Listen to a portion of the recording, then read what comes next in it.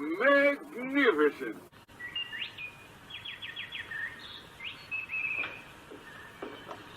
Good morning, Colonel, sir. Fine bright today. I hear down at the village, prices is picking up, and it's a big year for cotton. And heroic, a charismatic superstar who leapt on the screen. Men wanted to be like him and women wanted to be with him.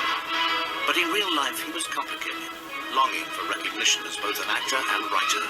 Devilishly handsome and charming, he was a risk-taker who flouted society's conventions and inevitably landed in trouble. For him, life was a series of adventures. Making movies was one of them.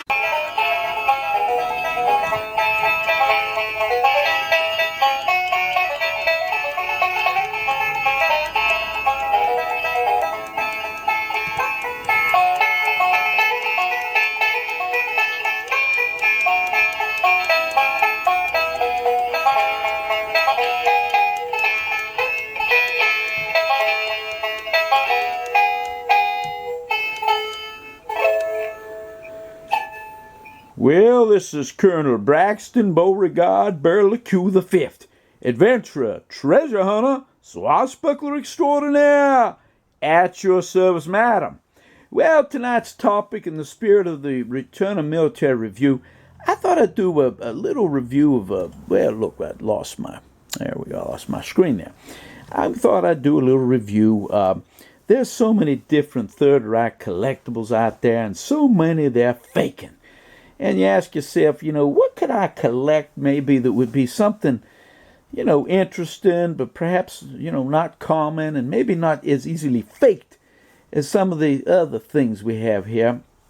So I thought I'd talk about kind of an ancillary thing, and that would be these here German hunting. They have daggers, and then like in this case, you have an actual sword, and These are items that were brought back by a lot of World War II vets. They'd find them along with the German helmets, the German Lugers, and other assorted bric-a-brac, like medals and the badges and all that sort of thing. And they accumulate. A lot of them have made it to the U.S. of A. And they're not. I'm not aware. I'm sure there's somebody out there faking these. But you don't see that so much. You don't hear or see that so much.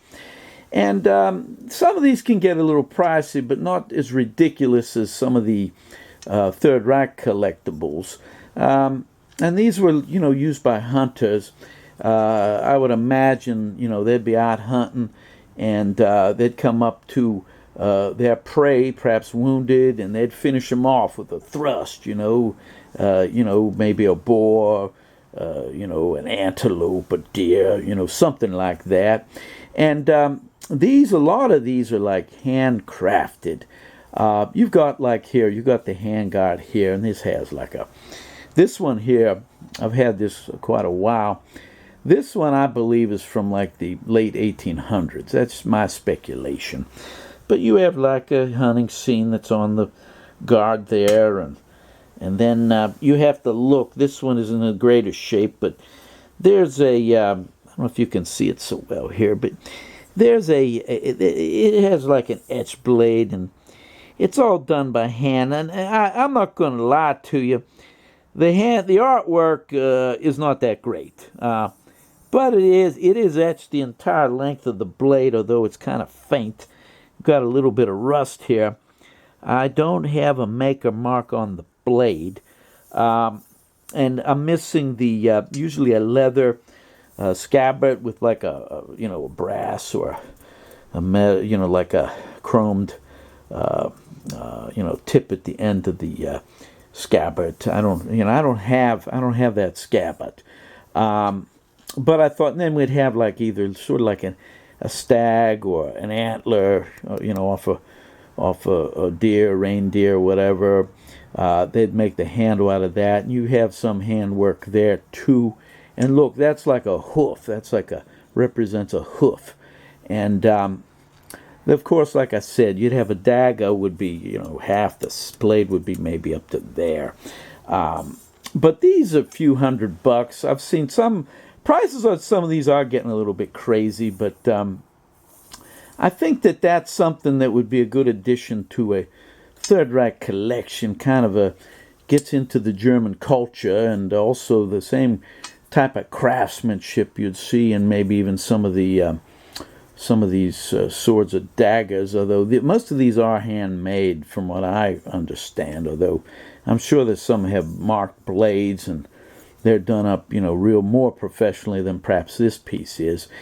But I wanted to kind of bring that, and you don't see these as faked as much either. I'm not, of course, you never know, and there probably is. If there's something that's worth money, there's somebody faking it or doing something like that. But I just thought I'd kind of give you some thoughts on maybe expanding your collectible horizons here in the German military collectible field.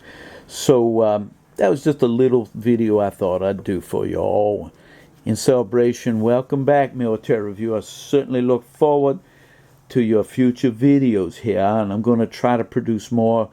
I really enjoy your videos. You've inspired me to do some more instead of just sitting around here drinking and smoking my cigars.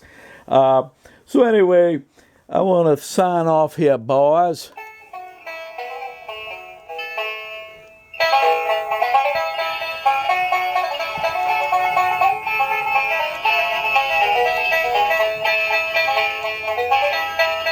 Look, I lost my picture there. How about that?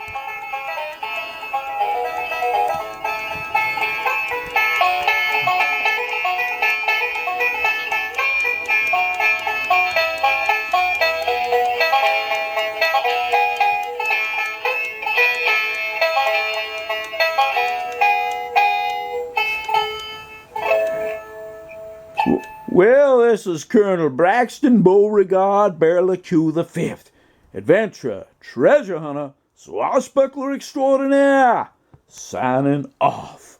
Goodbye, y'all.